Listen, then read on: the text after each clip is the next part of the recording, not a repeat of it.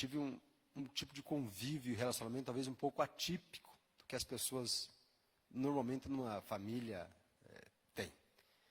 Está aqui a minha mãe e o meu irmão. Eu venho de uma família de 8 irmãos. A minha mãe gerou 8 filhos. Dos 8 filhos que ela gerou, estão vivos, eu e o meu irmão. 6 filhos faleceram. A minha mãe hoje tem 84 anos. Aos 7 anos, ela ficou responsável pela casa, porque ela ficou órfã aos 7 anos de idade. Então, pensa uma criança com 7 anos ser a mulher da casa. Com o tempo, quando constituiu família, crianças que ela pegou no colo, 6 deles partiram. Eu conheci 2 desses 6. Era o Antônio e a Lindamira. O Antônio, o Antoninho, como nós chamávamos, estava com uns 3 meses, ela estava levando para o médico de manhã, e no ônibus ele faleceu. Ela saiu com ele vivo e chegou morto lá. Até os 30 anos, mais ou menos, eu calculo que ela ficou órfã do pai dela, porque eu não conheci o meu avô, acho que o meu irmão também não conheceu. Então, pela nossa idade, eu calculo que antes dos 30, ela já tinha perdido a mãe, 6 filhos e o pai. E aos 52 anos, a minha mãe ficou viúva do meu pai. Se é uma pessoa com quem eu convivi, que teve muitas perdas, foi ela. As pessoas mais próximas dela, a maioria faleceu, restando tão somente eu e meu irmão. Uma pessoa que teve tudo, humanamente falando, justificado para se encolher e desistir, e não lutar. Mas graças a Deus que ela olhou para mim e para o meu irmão, e por causa de nós dois, conheceu um Deus e lutou por nós. E eu estou aqui hoje. Nesta caminhada, ela conheceu Jesus quando eu tinha 7 anos de idade. Dos 7 anos aos 13 anos, ela me levou na igreja. Eu conversava com ela a semana ainda. Aos 13 eu entrei numa festa de aniversário e saí daquela festa 10 anos depois. Fiquei 10 anos longe dos caminhos do Senhor. Eu perguntava essa semana para a mãe assim, ela com certa dificuldade de fala, pela idade, pela saúde. E eu perguntei, mãe, por quanto tempo a senhora orou? Para ver se ela lembrava por quanto tempo ela orou por mim, né? Por quanto tempo a senhora orou por mim, mãe, enquanto eu estava longe do caminho do Senhor? Ela falou assim, eu orei até você voltar. Ela não marcou data nem prazo. Queria ver aquela criança que ela trouxe para a igreja nas casas do Senhor. Antigamente não tinha internet como tem hoje, né? E você acessa redes sociais, entretenimentos, enfim. Mas tinha gibi. Não sei se vocês estão tendo gibi, né? E eu era um leitor assíduo de gibi. Pensa alguém de gibi. Se fosse hoje, eu estaria no celular, nas redes sociais. Né? Mas naquele tempo, como tinha no gibi, eu tinha muito gibi, eu gostava de gibi.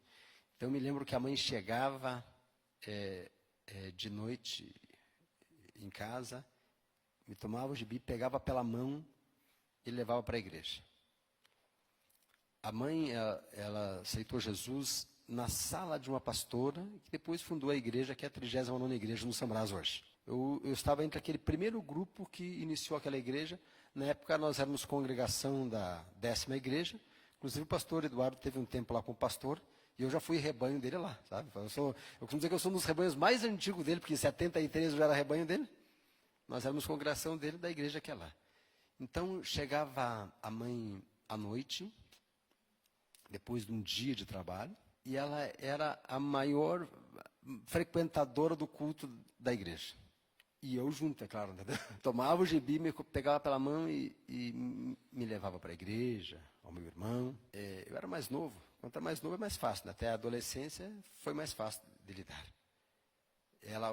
Eu comentava com ela o que ela lembrava. Ela falou assim, que ela lembrava de ela tirando o gibi da minha mão e colocando a Bíblia na minha mão. Né? Eu falei para ela semana assim, que estava assim muito vivo. Eu não podia, num evento como esse, falando de mães que vão além, deixar de pensar na minha mãe, né? E eu falei, mãe, obrigado por tudo que a senhora me ensinou, mãe. Ela falou assim, mas... E ela era analfabeta, ela aprendeu alguma coisa na Bíblia, um mobralzinho que tinha ali, eu lendo o Salmo 23 ou 91 com ela. E ela falou assim, mas eu não te ensinei nada. Eu falei, não, a senhora me ensinou.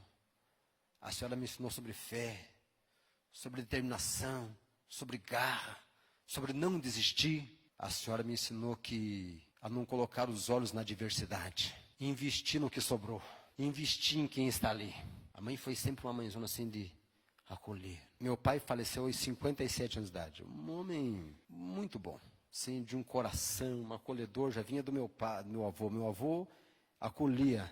De onde nós viemos, chama-se Dos Matos, aqui na região do estado do Cerno, aqui, né? Então, eu nasci lá, então eu posso dizer que eu sou Dos Matos. Meu pai veio quando eu era criança para cá, e meu avô lá era uma pessoa acolhedora. Meu pai aqui era muito acolhedor. Meu pai era tão acolhedor, e ele era uma pessoa alcoólatra. Até os 57 ele foi alcoólatra. Minha vida toda, eu me lembro do meu pai assim, nessa parte, infelizmente, que ele aceitou Jesus a última vez aos 57 anos, foi para o hospital e lá faleceu. E o pai, volta e meia, trazia alguém do bar para cá, sabe? Tinha lá alguém no boteco que não tivesse onde pousar, ele já tinha pouso. Ele estava lá em casa. Nós fomos entre as primeiras famílias que vieram dos matos. Então, outros vieram dos matos depois. Aí eles batiam palma lá na frente de casa e perguntavam lá pelo compadre Vicente, a comadre Rosaira, e diziam algo assim, olha, nós estamos de pouso uma semana, e ficava anos. Criavam seus filhos lá. O nosso quintal assim, gente... Eu sentei com ela alguns anos atrás, ela falando bem, comecei a relacionar os que nós lembrávamos. Nós relacionamos 70 pessoas. Mas você pensa, nossa, a casa era a casa, né? Poxa, deve ser uma casa muito grande. Para acolher tantas pessoas assim, quando você passa assim, nesses vilarejos, assim, de casas mais humildes, você vê aquelas casinhas, aquelas meia aguinhas de 2 pecinhas assim, com água caída assim, sem pintura, era lá a nossa casa. E o banheiro era aquelas privadas do lado de fora da casa. Numa única vez, nós estávamos lá umas 5 famílias, acho que tinha umas 24 pessoas lá dentro. Não cabia gente lá. Estavam fazendo um puxado para fora da casa, assim, eu puxando na memória, esse tempo atrás, assim, tinha uma mesa, estava chovendo, tinha gente dormindo embaixo da mesa, no puxado que ia fazer para fora. Uma pessoa com tanta diversidade, tinha tudo para ser alguém derrotado, fracassado, né? Para reclamar, para murmurar. Eu me lembro que ela trabalhou numa única casa há 15 anos, do seu Nicolau Bachanlu, que era dona Adélia. Eu e meu irmão não queríamos que ela trabalhasse mais, depois que ela parou de trabalhar, inclusive, a gente não deixou mais. Um dia nós voltamos, ela estava lá num condomínio, trabalhando de diarista. Falei, mãe, pare com esse negócio, trabalhando demais já. Agora a vez deu do seu filho cuidar da senhora. Meu pai, por causa do álcool, é uma pessoa que não ficava muito tempo no trabalho. Trabalhava um pouco e parava, como alcoólatra. A mãe, assim, foi o esteio nosso, a que nos sustentou o tempo todo. Ela olhou por mim, pelo meu irmão, e foi um modelo, um exemplo para nós, de fé, de determinação. Da igreja de onde ela veio, 4 pastores que eu conheci, que ela teve lá, falaram assim, ela é uma coluna de oração dessa igreja. Tudo para desistir, gente. Um monte de motivo. Nós, estava lendo aqui em Hebreus, capítulo 11, que fala de homens de fé e mulheres de fé. Eu só quero dar a introdução para vocês, né? Porque quando eu via isso, eu pensava na minha mãe. Nos 10 anos em que ela orou até eu voltar, quando perguntavam, de que igreja que você é? Sabe de igreja que eu falava, gente? Eu falava, não vou em igreja nenhuma. Mas quando eu for, eu vou na igrejinha da minha mãe. Ela era a minha referência de Cristo. Não porque não tinha problema, não porque não tinha diversidade, porque ela buscava em Deus a força que precisava. E ficava de pé. E era um exemplo para mim e para tantas pessoas. O que faz a diferença de uns para os outros não é a diversidade, não é a dificuldade. É a fé. É crermos que no Senhor Jesus tudo é possível. E aquilo que eu aprendi com ela, eu coloquei em prática. Sabe o que a minha mãe fez comigo de mais especial? O maior investimento que ela fez comigo foi ter me trazido para a casa de Deus. Ela não podia ter feito nada melhor para mim do que isso. A palavra diz assim que se nós ensinamos os nossos filhos no caminho do Senhor, ainda depois de velhos permanecerão neles. Ela plantou quando me trouxe na igreja. Ela regou com a sua oração. E aqui estou eu hoje. São 2 irmãos. Eu tenho 2 filhas, a Esther e a Samara. Meu irmão Miguel tem a Michele, a Stephanie, a Muriel e o Miguel Júnior. A Michele casou com o Bruno, a Stephanie com o Ego. Juntando os genros e as filhas, e as minhas filhas, nós somos em 10 pessoas. A minha mãe, aos 84 anos, mora ainda na sua casa. Deus tem permitido que ela mora na sua casa ainda. Ela acolheu com o seu exemplo de fé que hoje, todos nós, essa noite estava meu irmão aqui, dormiu lá. A noite passada dormiu. Todos nós tem um filho ou um neto que dorme na casa dela. Durante o dia tem 2 sobrinhas que ficam com ela. Se ela não fosse o exemplo que foi e ter lutado como lutou, não teria a família que tem hoje. Se tivesse olhado para a diversidade e não lutado por nós, talvez não tivéssemos a família que tem hoje. Eu louvo a Deus pela vida dela, pela vida da minha esposa Regina, da minha cunhada Noeli, que abre mão, porque, não, sabe, que até isso é difícil. Não é toda nora que abre mão para o filho cuidar da mãe. Incrível que, né? Devia ser algo muito comum, né? E quem não quer ter sogra ou sogro, tem que casar com um órfão, verdade? Porque se você casou, tem um filho, quem que é que vai cuidar do sogro, da sogra? Eu me lembro que a minha sogra morava aqui no Bacaxiri, eu ia domingo lá e falava assim, ó, sogra, a senhora pode ficar tranquila, que a senhora não vai passar o resto dos dias no asilo.